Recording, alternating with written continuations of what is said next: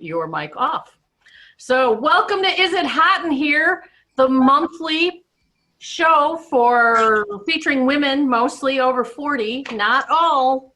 As a matter of fact, at least 3 are this month. I'm so excited. We have 5 comedians from I don't even know how many time zones, spanning from Hawaii to Devon in the UK, unless you're somewhere else this time, Lucy F. Orchard, my friend. I'm going to get us started, and then we can, I'll introduce our first comedian. So it's been a really fun couple of months, hasn't it? 6 months. We've been in quarantine 6 months in a week for me personally. So I'm really digging that. I've been trying to find things to be optimistic and positive about, even though it really does not come naturally to me. Some of the people in this room, this watching, can vouch for this. My grandmother had a sign up in her apartment that said, they told me to smile, things could be worse. So I smiled and things got worse. So,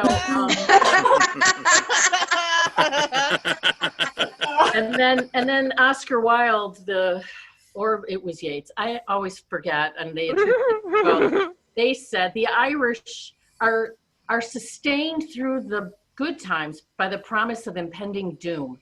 So being upbeat and optimistic is not in my DNA at all. But I've been trying really hard to find things to be positive about and upbeat about from COVID. And what I've been able to settle on are 2 things. First of all, for the first time in decades, because I haven't been going out that much because of COVID, I don't have a farmer's tan. So lily white. And the other is that, and I work in marketing, so I've actually really noticed this, and I'm really glad. Advertisers have stopped saying 20/20 vision for everything. Because I'm pretty sure 20/20 vision this year that it has glaucoma, and I don't think anybody needs it. So, this is not my notes. This is a SWOT analysis for my job. Okay. So I've noticed that since COVID started, the countries that have done best are the ones that have women leaders. Iceland, Germany, New Zealand. New Zealand's had like 5 cases since May, which is just incredible. So I think that shows that we just need more women in leadership position in the world. And to that end, I'm volunteering to be queen. So I'm going to take care of a few things to get us started. There's going to, most of it will be settled in November. Some of it might take a little longer, but we're gonna work that stuff out. And then I have a couple of decrees I'm gonna put in place. So the first one, Lucy, the first one is that your diet should be seen and not heard. Yes! Nobody cares about keto. Nobody knows what it is. Nobody wants to know what it is. We know your diet makes you feel better about yourself and just you. And that's important. But do you know what makes me feel better about myself? Masturbating. So I promise I won't tell you how many times a week I'm changing the batteries in my vibrator if you'll stop talking to me about your personal relationship with kale. Yes! Sing it, Queen. Sing it. Now, my other decree is kind of related to diet. It's about avocados. So from now on, when you go into grocery stores or produce markets, avocados will be in one of 3 bins. The first one will say, ready in 2 days. The middle one will say, ready today. And the other one will say, ready in 4 days. Because with avocados, you never know what you're getting, right? They're either too hard or too soft, just like men. And, and just like men, there's like a 15-minute window when they're perfect. And if you miss that, you're screwed. Or depending on the age of the man, not screwed. So we're gonna go with that. And then, what else did I want to tell you to start out? I can't remember. And oh yeah, I'm getting older, and I'm having a few issues with that.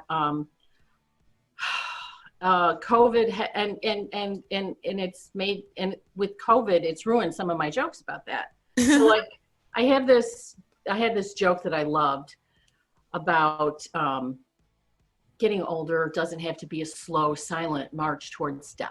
It can be exciting, like sampling. So say you get a pain in your chest. Am I having a heart attack? Or is it the 4 push-ups I did yesterday?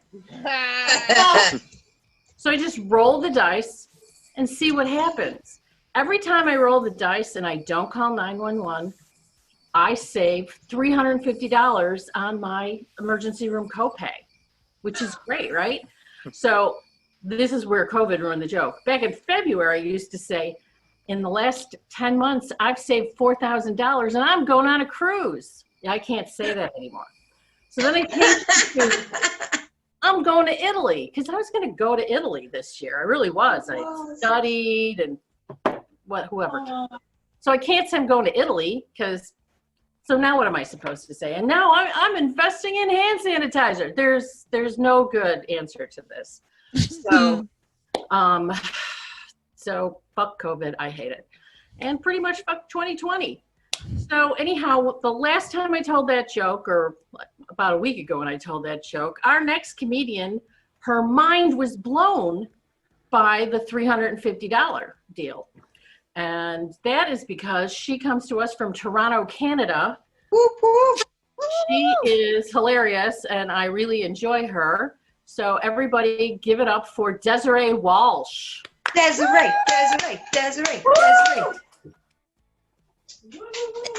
Thanks, everyone. Trish is right. In Toronto, Ontario, Canada, where I live, in the early 90s, they decided to charge people about $45 for an ambulance ride. And people were outraged, like just outraged, that they would have the audacity, the Canadian government, to charge people $45 for an ambulance ride. There really isn't a joke there. I just think it's funny how angry we were. And in the States, people are sometimes paying over $45. Yeah. So I am also disabled. I use a wheelchair. Not because I'm eccentric, but because I actually can't walk. I just didn't want you thinking I was doing like very specific, edgy shit on society and disability as like an able-bodied white woman. I have noticed society treats the disabled different, and I have a hot take. No, it really is my life, and I do know what you're thinking, and you are right. This is my Make-A-Wish. I called the Make-A-Wish, and I said I would like to do a Zoom-based mic out of Chicago. And the Make-A-Wish said, we have lots of money. We could fly you to Chicago and you could do a show at the Laugh Factory or something. And I said, no, it better be on Zoom and it better be a woman-based mic or else I'm not coming. And the Make-A-Wish said, Desiree, you are 36. Please stop calling us. You've clearly beaten whatever ailed you as a child. And I said, shut up. You don't know me. My life is hard. Well, it's not that hard, but I don't want to, well, it is a little bit, but I don't want to be one of those comedians that, like, teaches you something or inspires you. Actually, if you could leave my set feeling a little bit less, that would be great. I've really actually been enjoying the quarantine, not so much the COVID, but I've been enjoying the quarantine because in Toronto, where I live, they're opening things up. Well, they're actually starting to close it again. But for the purposes of this joke, they're opening still. Yeah, we're kind of riding that second wave again. But I like that they're opening things up because it's like you can do more things, but you can't use the bathrooms. So you really have to plan your day. And I like that. And then you can buy clothes again, but you can't use the dressing room. So you just got to buy all the clothes and hope for the best. And I also really like that.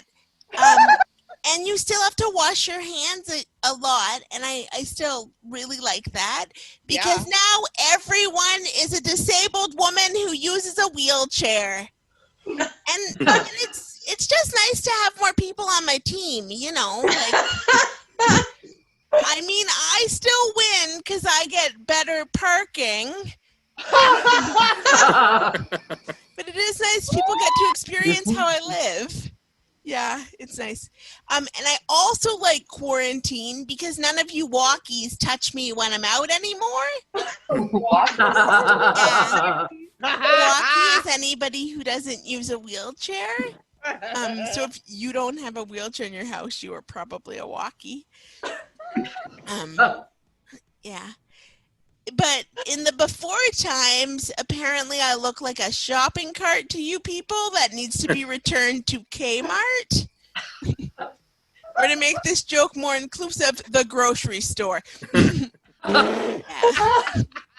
Because not everyone has Kmart.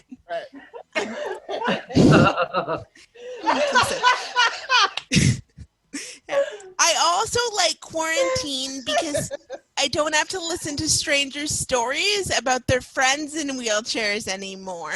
Because again, in the before times, it would just be like, I'm really sorry to hear about your friend Mark, but I don't have any wheelchair basketball information. Also, it is midnight in a grocery store, and I am buying 3 types of cheese in Garfield PJs. I am obviously high. Please leave me alone. I am not disabled Google unless you have acid.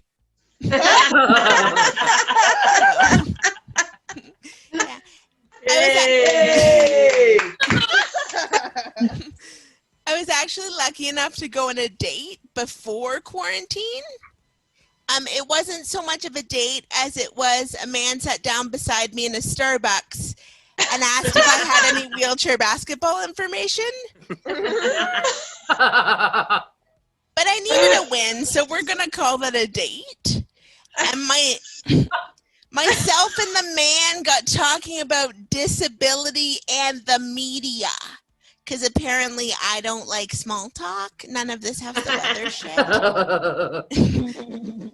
We're hitting the real issues. And I told this man, I wish the media understood that people with disabilities do more than go to the bank and die.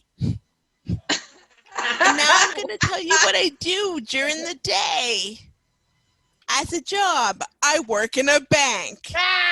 I am the problem. I am a living stereotype. Yeah. Apparently they don't have this in America, and I'm honestly not sure about the UK, but in Canada, banks have very good equity programs, so a lot of people with disabilities do work in banks, and we are heavily featured in their media campaigns. The best jokes are the ones you have to explain, I feel. If there's not a TED Talk after, you're doing it wrong. Yeah. I really like when somebody tells me something is wheelchair accessible. There's just one step up. If I told you there was just one alligator in my swimming pool, would you swim in it? No, you wouldn't. You wouldn't swim in that swimming pool. It's important not to use the word handicapped, especially in these COVID times. Not because it's ignorant, but because someone might hear you and think you are from the 1980s and then get all excited because you obviously have a time machine they could use to escape 2020. They will be disappointed when they find out you do not have a time machine and you are in fact just a dad with a trucker hat. So we try not to use that word just in case we can't toy with people's emotions like that here in these times. A lot of people think using a wheelchair is not fun, but I have news for you. The best part of being in a wheelchair is that no one will ever ask you to help them move.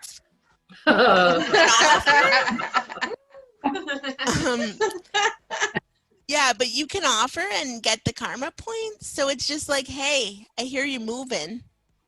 I could carry some sweaters to the car.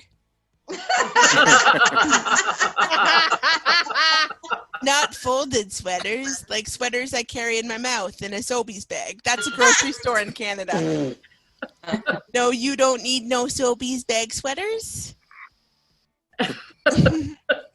It's kind of like when you go out for dinner with your friend and you want them to pay. Remember when we used to do that? And you pull your wallets out and kind of play that wallet chicken. Exactly like being in a wheelchair when your friend is moving. I think that is my time, so I'm going to give it back to Trish. Yay! Thank you. I've been Desiree Walsh. And yay, Trish. Desiree. Don't ask her to help you move, all right? Let her be. Leave her alone. And I'm so happy to be your Make-A-Wish. I really am. I'm very honored to be able to do this for you. Me too. Yeah. Okay, that was awesome and hilarious and exactly as great as I expected you to be. So our next comedian is another friend of mine who is coming to us from Augusta, Georgia, but she doesn't talk like that. So I don't know why the fuck I did. So anyhow, and she's laughing though, so that's good. All right, everybody give it up for Ira Claybourne. Hey y'all, I'm Ira Claybourne. Obviously, I don't talk like that because she ruined the joke. It's cool. I have other jokes. One response quickly. Keto, I've done that. That's more of a confession, I guess. Why? Yeah. It's like the white people sanctioned way of like just not eating. Isn't that called something else? Disordered. So fasting every day, it's not good. It doesn't really work. Whatever. Yeah, awkward. It's called starvation. I guess it made forgetting my lunch have a new purpose, but it's just, you are right, Trish. They're all pretentious assholes. I tried to be one. Another way I am one. This is a real picture I have in my house. Wow. Wow. Confessions. I got a picture of Raquel because I like it. So yeah, whatever. We have differences, but that's cool. Ethnically ambiguous. Sexually ambiguous. Maybe not so much at this point. My name really is Ira Claybourne. That's not someone else's Zoom account. I asked my mom why, and she said, "Oh, I named you after a gay Jewish man." You got 1 out of 3 right. I think. If you can't guess, I am homosexual. Thank you. Yes.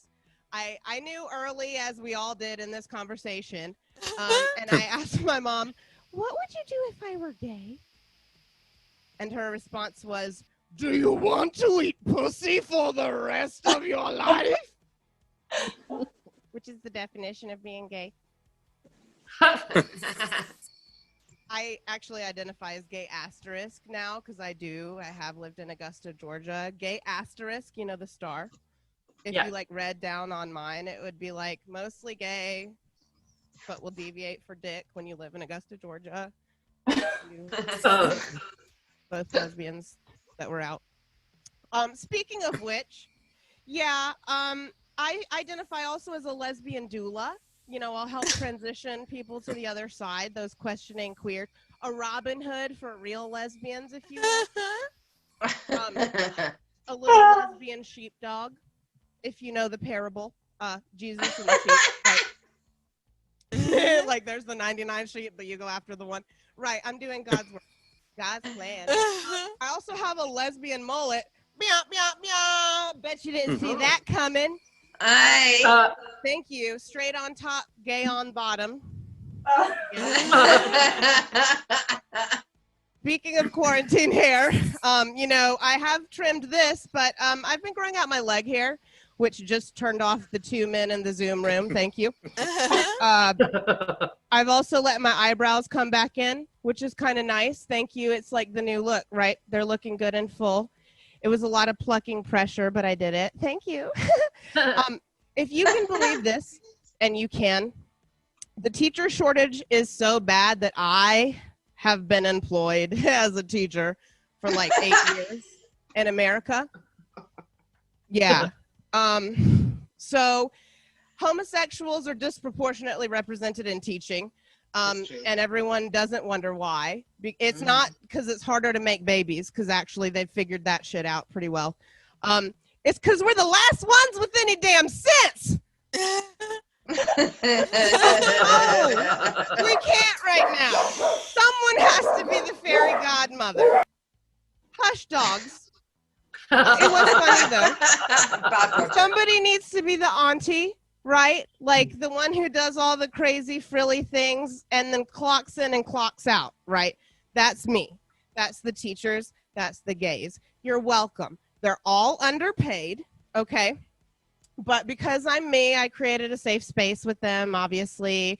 Maybe too safe, because sometimes when I go in, they would ask me really outlandish questions. Like one time I cut my hair and the girl was like, "Miss, why'd you cut your hair?" Like I didn't sign up to be chastised. And then one day, this kid came in and was like, I was in the middle of an algebra lesson or something, and he was like, "Miss, do you drink?" And I was like, "Not enough to be a drinker." And he was like, "Do you smoke?" And I was like, "No, that's really, I have asthma." He was like, "Do you do drugs?" I was like, "Yeah, I'm high right now." And the sad thing is that the best part of my job was getting to go to the one sink that had hot water. Real talk. Yeah. For the 3-minute bathroom break that we got between classes. Is this too real for you guys? Is it hot in here? Call back, right?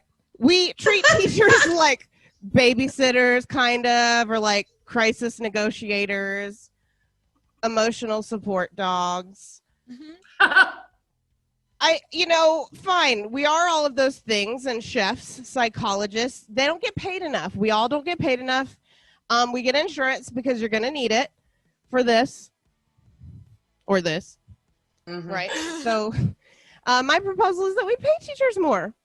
I think that even, parents, thank you. We should give the supplementary tip-based income if you know your child is extra. Okay, like I do think that's okay. It's a tip. It's not a bribe. Like if we can't get parents to do it, that's cool. It's really not on them. Like maybe the government, right? Maybe we could do like a monthly wine subscription service or a little like Xanax. Maybe weed in the places. I don't know. I'm just suggesting some things that might keep people in the profession. Feel me? I'm trying to make this work. I hosted a Zoom show for some students of mine, so obviously I couldn't perform because none of my material works for children. So I had a bunch of friends come on and perform their clean stuff. And it's the only time in my life that you can say, "Okay, children, we need you to have your cameras and mics on so we can see you," and like not get arrested, It was really cool. Or like fired or written up or whatever. It was great. I did actually get outed that I farted on a student one time, which did happen. It was revenge. I don't know. Sometimes you're fed up. Public education, am I right? So COVID, I'll end with a few COVID jokes. I do have trust issues with the whole COVID test. You know, we all knew there were like the false negatives. Now we have false positives here. My grandma had a false positive maybe because she's tested positive, but she's still alive. And that's sad but funny. It's real. Because like if she had it, she has like had open heart surgery, respiratory. She'd be dead, right? I don't know. Maybe it's really confusing because who do we listen to? Science. Antibody tests. So she took that. There were none detected, which means she still has COVID, which means are we all going to die? I don't really know. So look, I'm no scientist. I'm just a well-meaning, minimally educated homosexual here to make some jokes. I am pro-testing. I am pro-protesting if it's safe. I'm pro-contact tracing. You know, like I'm pro-everything. I want the app. I want to be pinged, dinged, bada binged, bada boomed. I want to know everything about if there's COVID near me. Like I want a whole song. We can do Beyonce's Ring the Alarm. I do have this one other suggestion that might go well. You know, I know the young kids today, they do love DJ Khaled. Do you guys know DJ Khaled? DJ Khaled, we the best. So my proposal for that, like I can solve a lot of shit. Trish, maybe we should get together on the whole queen thing. I don't know if you need like a sub queen or like a vice queen or something. You ain't I know no it's sub. like a weird anarchy thing. But I'm just saying that like maybe we could get everyone in America to buy in if for the COVID warning it were something like another one. And that like told you were nearby, right? Like maybe people would listen then and like maybe they'd start dancing away. I don't know. We need help over here, I guess is the main point I'm trying to say. As a matter of fact, the only thing that might help us is if we brought back hoop skirts. At this time, because that would we all got okay. Yeah, we wouldn't. I mean, that way, I don't think everybody would get so close. I would wear one. Or the bubble girl suit. I just think we need to get to creative solutions or we're going to be in a big problem. I'll end on this. This is men on Instagram. This is my pick. I'm going to roast men for a second. No one was surprised. So this is men on Instagram. Yeah, that was it. And the last one is that men are like tampons. Like, you know, the only difference is size efficiency. Like minis work sometimes, right? Like jumbos aren't for the faint of heart. I thought that was a good joke to end on because tampons. Nice. Thanks, guys. My name is Ira Claybourne. Black Lives Matter. All right, everybody, give it up for Ira Claybourne and her incredible experience of Georgia. I like the idea of the hoop skirts. I've actually thought about that myself. If everybody, including the guys, are wearing hoop skirts, you're guaranteed a good at least 6 feet apart. Even if y'all, I kind of have felt like life is when you're outside, it's kind of like a game of living Jenga or Tetris or something, where you know you're standing on the street and talking to somebody who's 6 feet away, and then somebody comes from another direction, and everybody sort of shifts and moves and just I don't know. I'm extra paranoid about all this stuff. So yeah, I'm not going to go into my mental health issues, but I do think that it's interesting that you can be both claustrophobic and agoraphobic at the same time. Who knew? Who knew? So our next comedian is awesome. She is a Chicago native. She is very, very, very, very, very funny. And I am not going to make a big fuss. I'm just going to introduce our next comedian, Soli Santos. Hello, everyone. Well, this is always an experience doing comedy over Zoom. But this whole pandemic shelter-in-place order, I feel like when it first happened, when they first told us that everything was shutting down, they said it was going to last about 2 weeks. And at the time, I remember thinking 2 weeks without being able to go anywhere, I'm going to go crazy. And after about 4 days, I was like, this is amazing. I'm never going to leave my house again. Oh, no. now, 6 months later, I'm like, I want to know that you're real. This is the stages where I've been transforming throughout this whole shelter in place. I'm trying to be positive about this whole thing. I figure that if nothing else, we're all going to learn from something from this whole experience, whatever that means to you. It's going to be different for everybody, right? But like, for example, like I don't have any kids, but my friends who do love to vent to me about how much their kids have been driving them absolutely crazy during the shelter in place. But then they always say the same thing. They're always like, Soli, I don't know why I'm telling you this. You don't have any kids. You don't get it. You know, sorry, I don't know why I'm telling you this. And I always think the same thing. I'm like, I don't need to have kids to get it. Okay. Of course I understand. Of course I get it. I already knew your kid was an asshole. Now you know he's an asshole. We're all learning. We're all learning. Like, for example, I'm learning about myself that I can't Google search anything without turning into a grad student doing research on a dissertation, okay? I don't care how simple it is. I can't not just do a quick Google search. Like the other day, all I wanted to do was Google search what the weather was going to be like here in Chicago. And now I know what cumulus clouds are. And back in 1935, Mrs. O'Leary was scooped up by a tornado, tossed in the next town over, and survived. And I still had no idea what the weather was going to be like that day, okay? So what did I do? I went old school. I just stuck my head out the window. You know what I mean? It's just easier that way, you know? I guess I could watch the weathermen, but I figure I just don't have time to listen to them talk about how much they love isobars for like 20 minutes, okay? Just tell me, is it gonna rain today? That's all I wanna know. Just keep it directed to the point, you know what I mean? I feel like this is the perfect time for the OCD community to feel really validated for all of that have been making fun of them for years. You know, like I envision them talking amongst themselves and saying stuff like, and they thought we were crazy for washing our hands 25 times a day and not touching anybody. Who's crazy now? Excuse me while I go flip this light switch on 20 times on and off so my heart doesn't stop.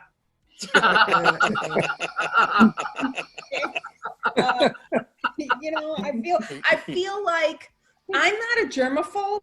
Okay, and I definitely don't have OCD, but I do feel like there were some concerns that I had regarding germs in the before times that I feel like have been validated during our current situation. Okay, like for example, I feel like there were certain things that I wanted to avoid touching in the before times that I feel like really should not be touched now. Like, for example, what's the best way to avoid touching a man's penis?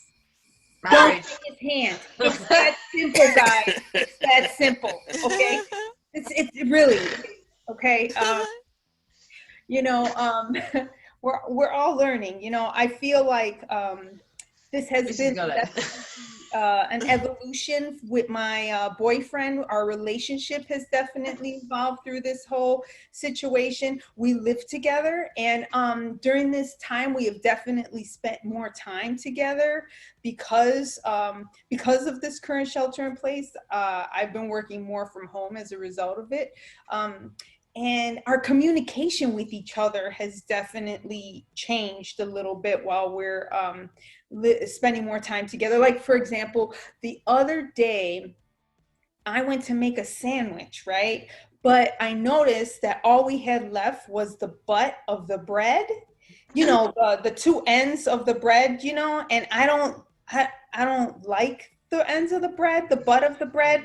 I mean, because it's basically just eating bread crust, right? And so I don't like it. So I was going to toss it, but before I did that, I figured, let me ask him if he wants this, right? So I was like, hey, are you gonna eat this ass? And he was like, well, yeah, unless you're going to. And I was like, I don't like that. And so he made a sandwich.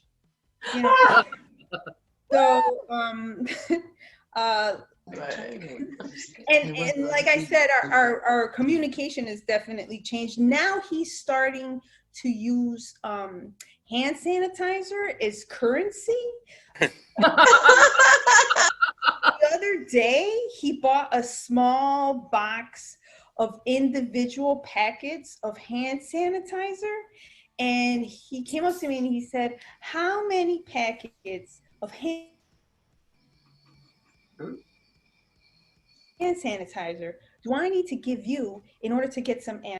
And I said, I don't know, like 10, 12 packets. And he was like, 10, 12 packets? That's a lot of packets. What can I get? And I was like, 3 packets? I don't know. I'll jiggle your balls for like 2 minutes. You get what you get. Now listen, I'm not a prostitute, so I don't know what their pricing scale is like, but I have a feeling that it has nothing to do with hand sanitizer, okay?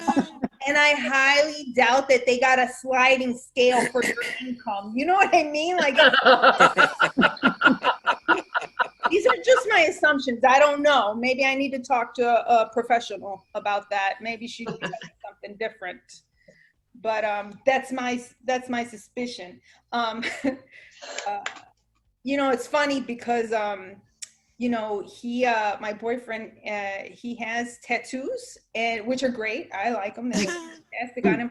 I do not have any tattoos though, and so he would love it if I got a tattoo. But I figured that my soul is scarred enough. No need to put any more markings on the side of my I've got enough markings inside my soul.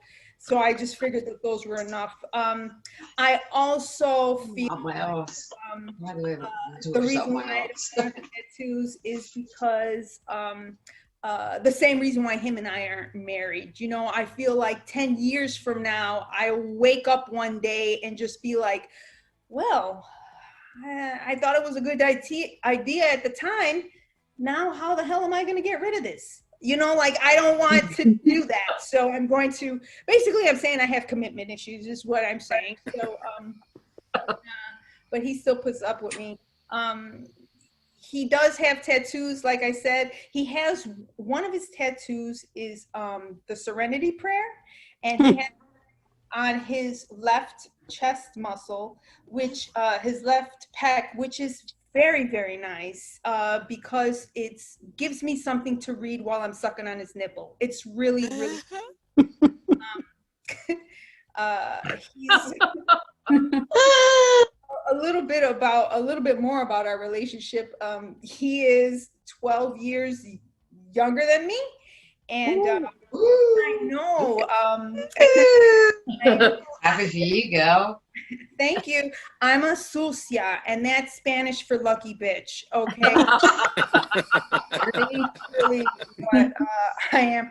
I mentioned to a co-worker in the before time that my boyfriend is 12 years younger than me, and she was trying to be silly, and she was like, "Ooh, cougar," and I hate that word. I don't even understand what's the correlation between a woman dating a younger man and an animal. I don't get it. So I felt the need to clarify. And I said to her, listen, I'm not a cougar, okay? I'm a pedophile. You get that shit? Thank you guys so much. My name is Soli Santos. Thank you, Soli. Everybody give it up for Soli. Soli, did you know all the Irish people's head perked up when you said the Serenity Prayer? Everybody with an Irish last name, including Desiree Walsh, looked up like, wait, what? You can do that?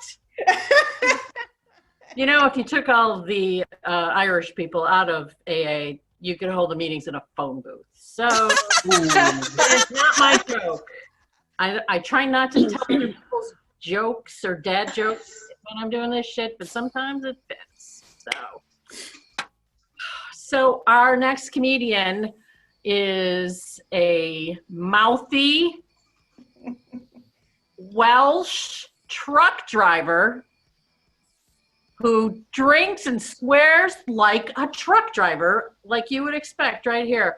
And I spent too much time hanging out with her lately, and I have dropped the C word way too often for an American. Never too often. All Lucy F. Interesting. Orchard's fault. And guess what the F stands for? Everybody, welcome to your screens, Lucy fucking Orchard.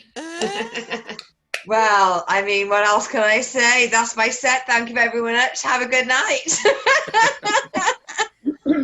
I'm going to have to go around the room and just tell people what I think. So first of all, Soli, I've never been a prostitute, but I did date a guy for 2 months too long because he had Sky Plus. Does that count? Oh, whatever works, man.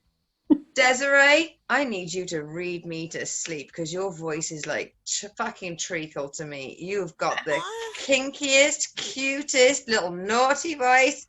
I just want you to wrap me in words. And Ira, I don't know how else to say this, but I'm going to put it in the chat. Okay. I mean, I know, flirting can be like misconstrued, and we're in the Me Too world. But I mean, I don't know how else to get my intentions across. Do you know what I mean? And Trish, God bless you. I'll find you. We're gonna. I mean, I've never seen this many Sullivans without being a funeral. I don't know how many. I don't know how this happened. If I run over my time, even if I'm mid-story, I'll just stop. I'm a professional when it comes to my timing, but I waffle when it comes to my jokes. So, hey, I want to be just like the great female comedians that have come before me. I want to be like Joan Rivers, Victoria Wood, or my personal heroine, RuPaul, because I think you need to have a set of bollocks to do stand-up through a fucking webcam. Come on. No kidding. I never knew if I'd have the confidence to do stand-up. My boyfriend said to me, don't worry. I mean, ex-boyfriend Ira. So I don't know if I'd have the confidence to do this, but he said, Lucy, love, you've got it in the bag. He said, for one thing, you look funny. He said, you sound funny. And he said, recently I tasted funny. Right. If you didn't laugh at that, don't worry. I've been poorly taste for a long time, and that's here and here. So, I mean, basically, it's a bit of a mess down there. You know those National Geographic documentaries where they reintroduce wolves into a national park? That's how I groom. I mean, like a lot of you, I used to have a job. So I used to be a European truck driver, long distance, intercontinental. I never planned on being a truck driver, but my ex steered me into it. Okay. We dated for round about a year. If you don't like truck puns, I would buckle in now. So we were never going to work for 3 reasons. 1, it was long distance. 2, he drove me crazy. And 3, he was a fucking narcissist. That's not a truck pun. And thinking about it, it wasn't fucking funny either. Being a female driver, I thought I was going to be inundated with offers of romance. Well, to be honest, everyone, I thought I'd be elbow deep in dick by now. The last men near my truck were there to steal my diesel. Don't judge me. I was lonely. I let them. I loved the attention. If you've never had your truck diesel stolen, what happens is A man turns up in the middle of the night. He sticks his hose in, and once he's satisfied, he fucks off and leaves you feeling empty. Ladies, can you empathize? Oh, yeah.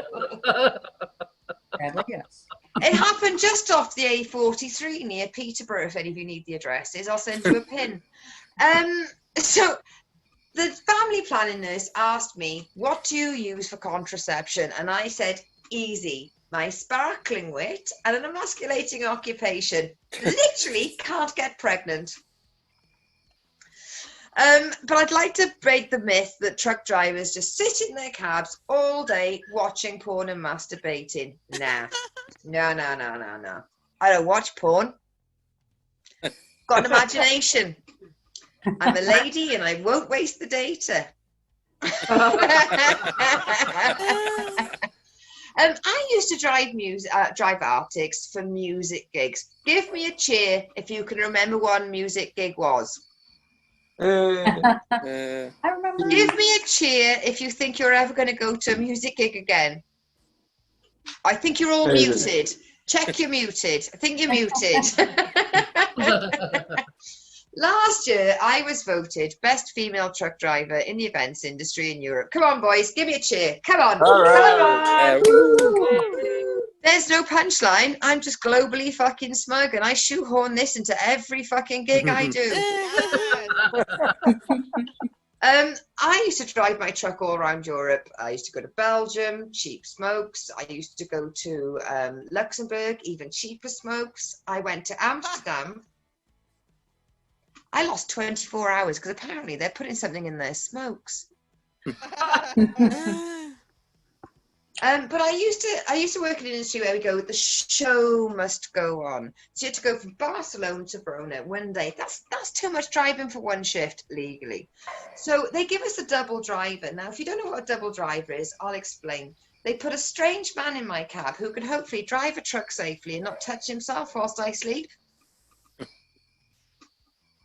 So I like to break the ice by putting a podcast on, something restful. So I think of a 3-part documentary on Ted Bundy, never goes amiss, because I want them to think, what is the chance of there being 2 psychopaths in the cab at any one time?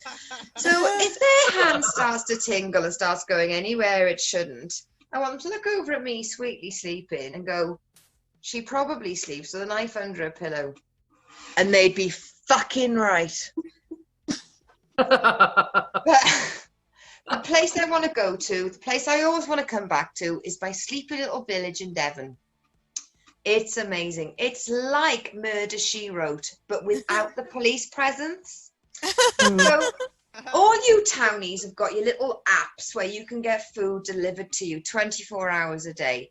And what we have in our village is a little postcard in the village hall which says which day the fish and chip van comes to the car park. Sorry, parking lot. I can adapt for you fucking Americans.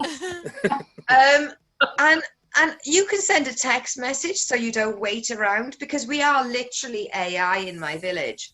And we may not have 3G, and you can't get a bus after 7. Ubers are a fucking myth. But we're not sitting around in the village like a bunch of doggers, because that's Friday. And I am not a dogger. Now, I will know at which point during the gig where you have done this, you dirty buggers, if you don't already know.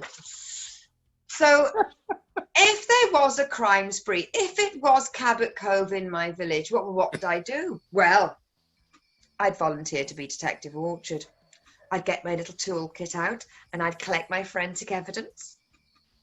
I'd volunteer to do the autopsy. Ooh, I'd crack your chest, get your stomach contents out. I'd even weigh your liver. Hey, I am this mad.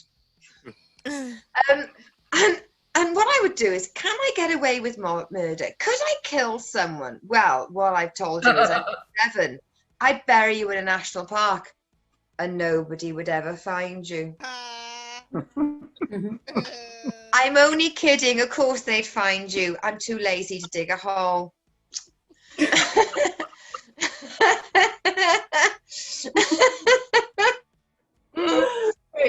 That bit gets me too much. But what I want to say is thank you very much for having me as part of this group, because as a 39-year-old, I am technically close to the menopause, but I can bleed if I want. I just found out there's medication that stops me from doing it, so I ticked the opt-out box. So thank you to all you menstruating women, and to anybody that's under the age of 40 that's confused and still paying for tampons and sanitary towels. Get the depot. And also, don't worry about me tasting funny. I looked at all the Google medical issues. It wasn't COVID. I just had a terrible yeast infection. Handing it back to the hostess with the mostess. Cheers, Trish. I have no words for you, lunatic. Welsh. Maniac. Devon in the UK. Woo! Devonshire? Is that where you live? Devonshire? Yeah, Devon is like heaven. Ira, you listening? Ira.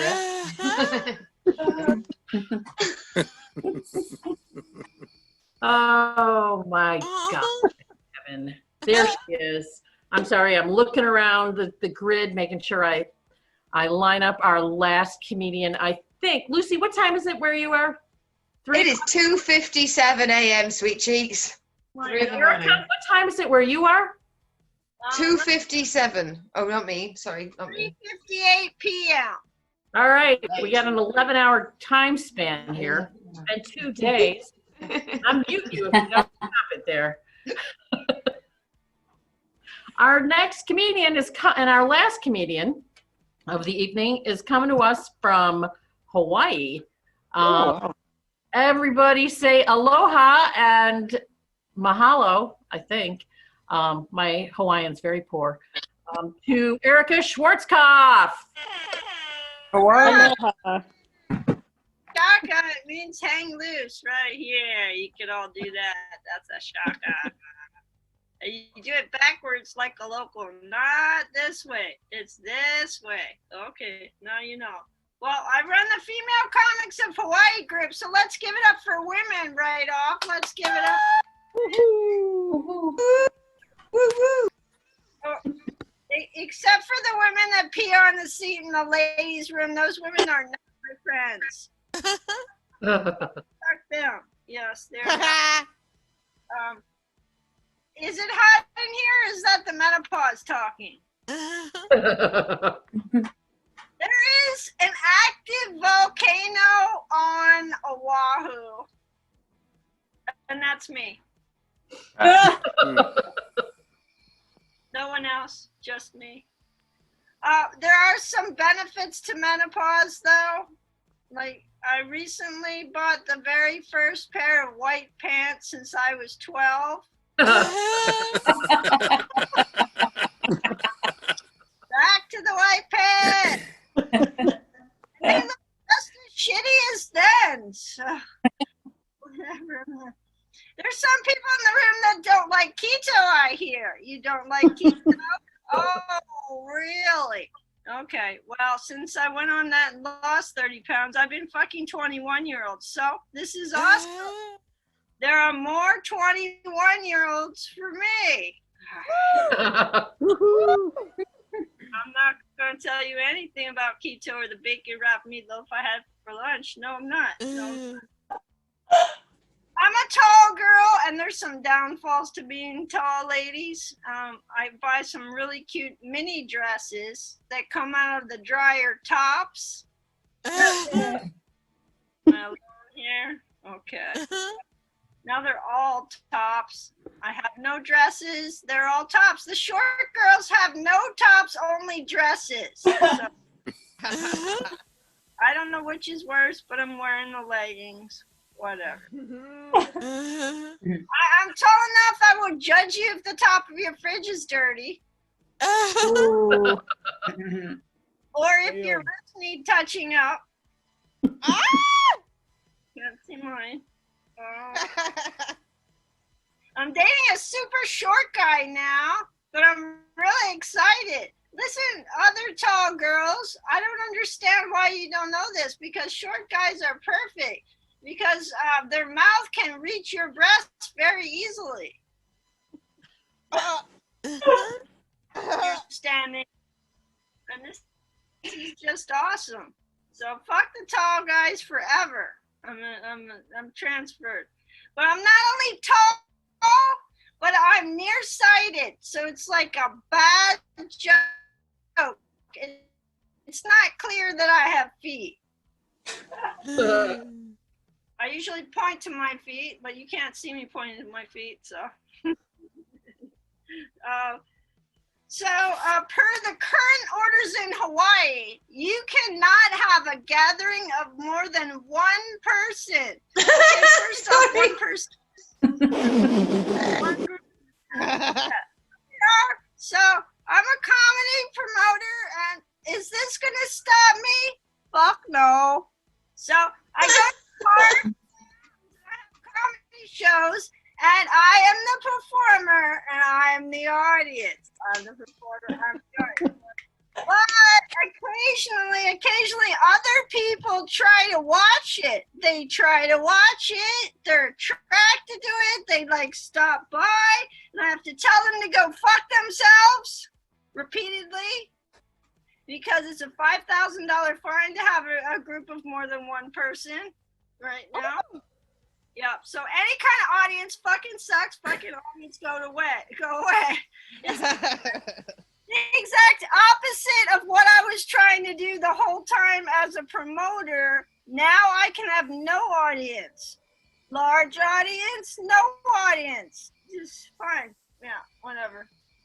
I'm practicing my anti-heckling skills here. It's no problem. But I hadn't dated. I'm single as of the first of this year, and I hadn't dated since 1998.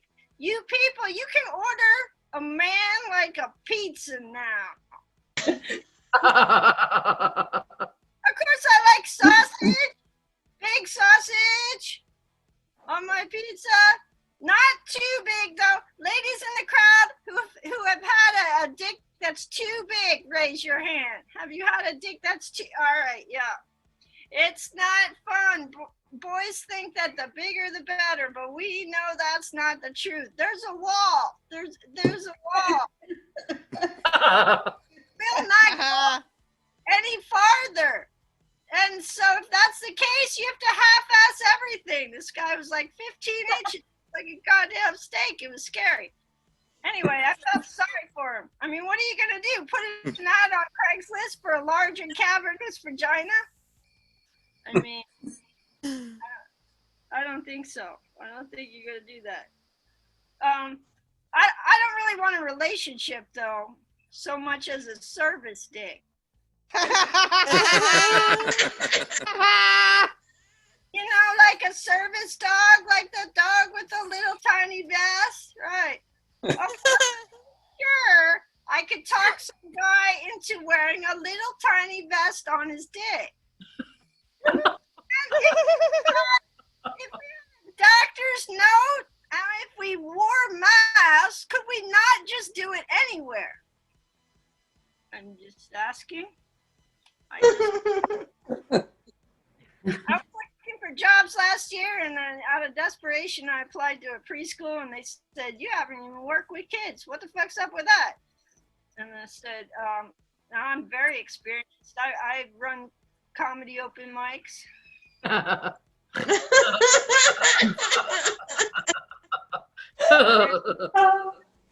exact job, just with different ages, pretty much. Never heard from them again. I think I'm probably blacklisted from that. Yeah. No kids for me. No kids for me. And I don't know if you guys heard this in high school.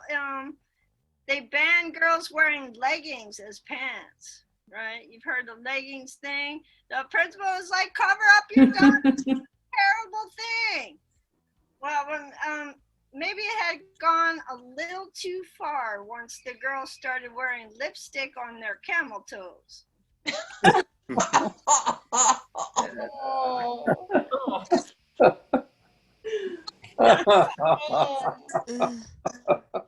tell you what, I'm 53 and it's the perfect olds, but also I mistakenly get the senior discount at the checkout. If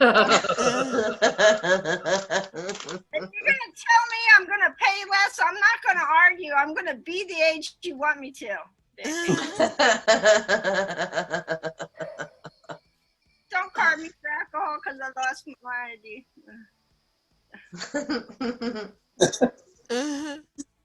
Anyway, the gift of getting older is to give less fuck. That is the truth. The problem with getting older is you get less fucks. Unless you're married. And then you're dead and you are fucked, but you're not around to enjoy it. What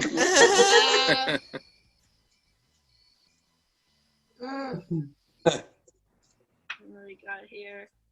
I'm going to end with one thing here. How do you know when a date is so dumb? It's what he thinks is if you fuck a stoner girl, you're gonna test positive for marijuana. I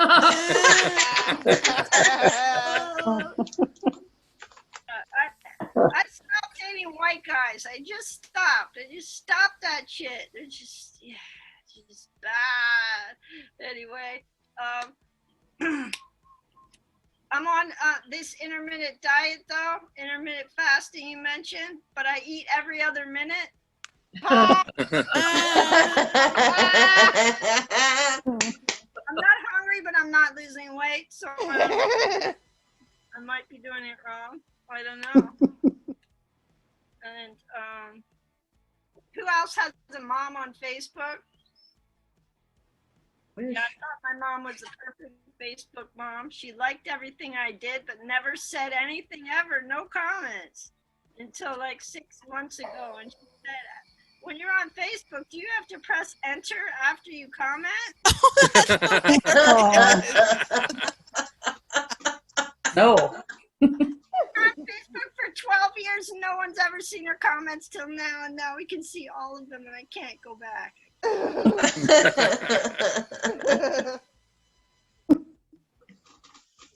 Woman that thinks Wi-Fi lives inside her phone, but she doesn't have to sign up for it. It just lives in there. Ooh. Yeah.